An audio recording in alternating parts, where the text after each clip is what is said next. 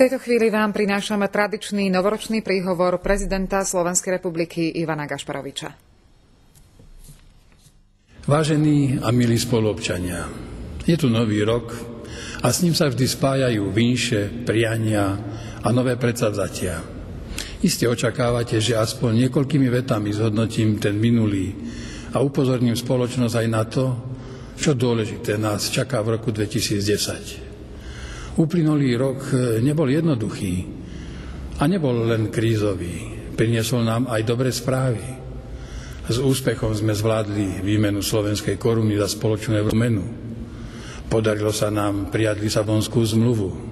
Aj pohnúť s výstavbou cestných komunikácií, energetickej sebestačnosti a priblížiť samosprávu k občanovi.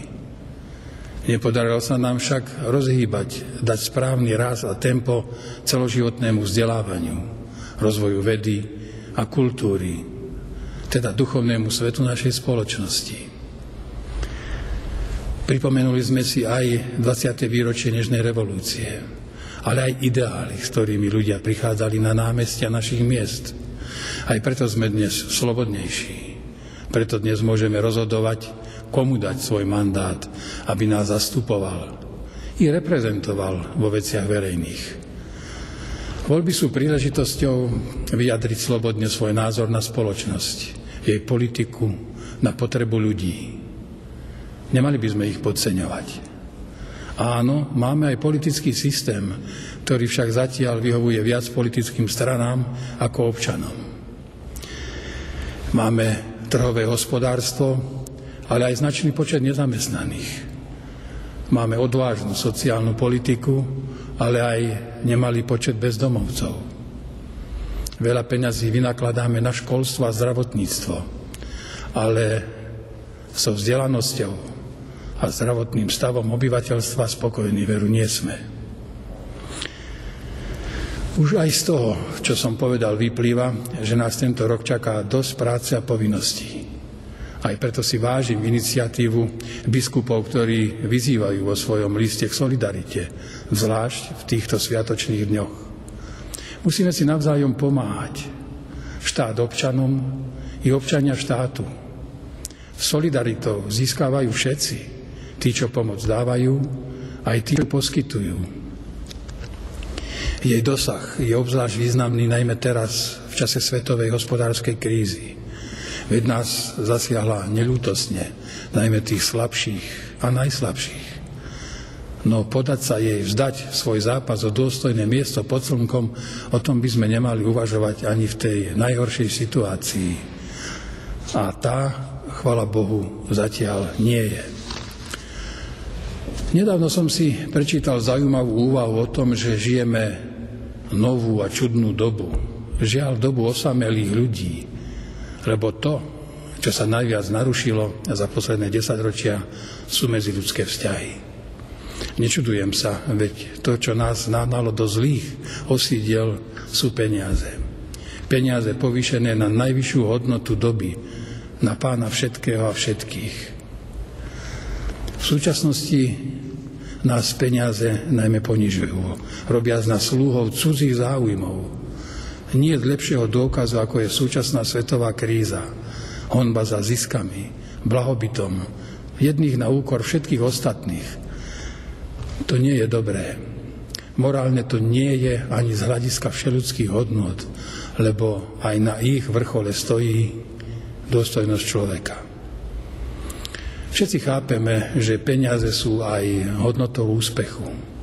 Ale dokážeme správne a zodpovedne oceniť mieru prospešnosti a potrieb? Ak chce súčasný svet riešiť stav, do ktorého sme sa dostali kvôli financiám, budeme musieť riešiť najmä zlyhávanie morálky súčasnej civilizácie. Áno, budeme si musieť od neduhov odpomôcť. Všetci predsa vieme, čo je dobré a čo je zlé. Musíme sa vrátiť k základným všeľudským právnym hodnotám, ktoré sú pre nás ľudí typické a záväzné aj cez hĺbku dejín. Potom určite nebudeme konať ani na úkor zdravia, prírody, sociálnych istôt, vzdelanosti a kultúrnosti. Na Slovensku sa ľudia v zložitých situáciách dovolávali zdravého sedliackého rozumu.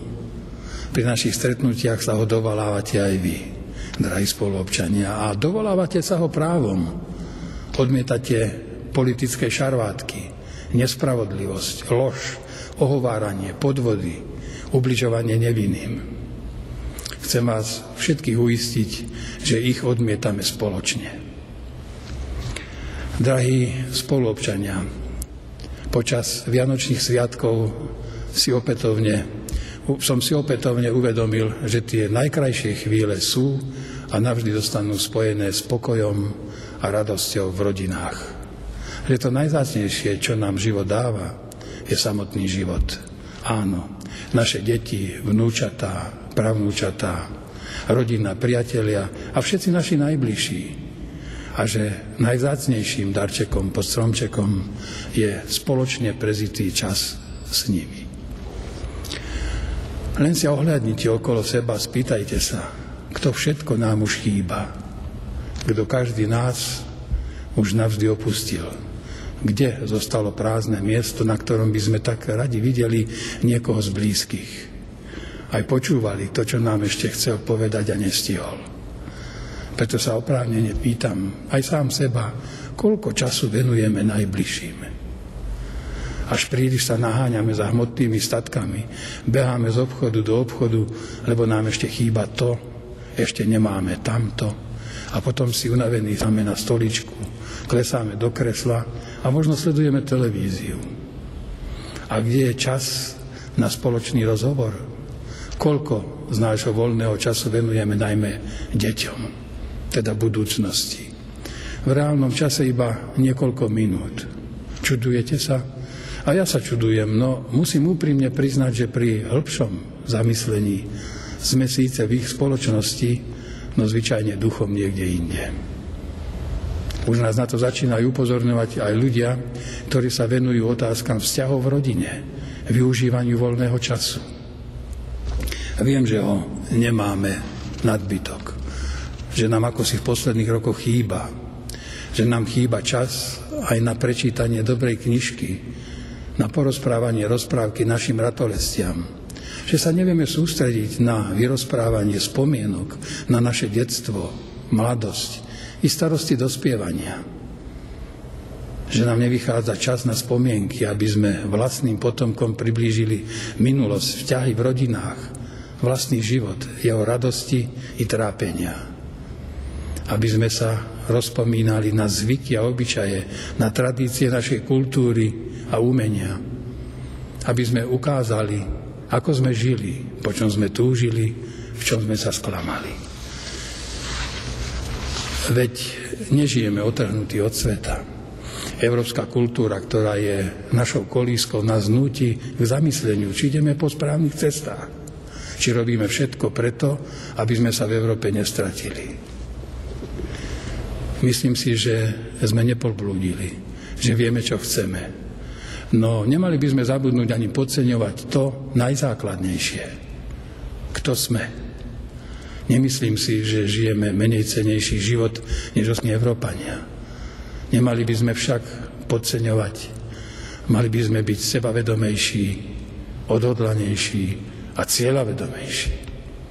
To by nám aj v tomto roku mohlo pomôcť vrátiť sa k nášmu duchovnému bohatstvu i k sebe samým, ku všetkému pozitívnemu, čo sme na svojej doterajšej historickej ceste nadobudli. Dovoľte, aby som aj pri tejto príležitosti zopakoval svoje krédo. Myslím národne, cítim sociálne. V súčasnosti si plnosť a šírku jeho dosahu uvedomujem stále viac a viac. Tým, že sa náš život čoraz naliehavejšie dožaduje pravdy, spravodlivosti, sociálnej a právnej istoty. Ten život, ktorý nemôže žiť bez vlastných koreňov, vlastnej identity, ničím nenahraditeľnej podstaty, ktorou sa od seba líšime ako ľudské bytosti, ale aj ako národy.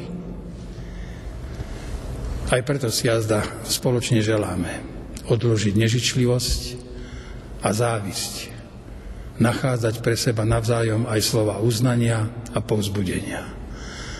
Tak ako ich nachádzam aj ja v deň Nového roka, ktorý je aj dňom vzniku Slovenskej republiky. Lebo si mnohí, ba takmer všetci, zaslúžite aj slova uznania, úcty a poďakovania.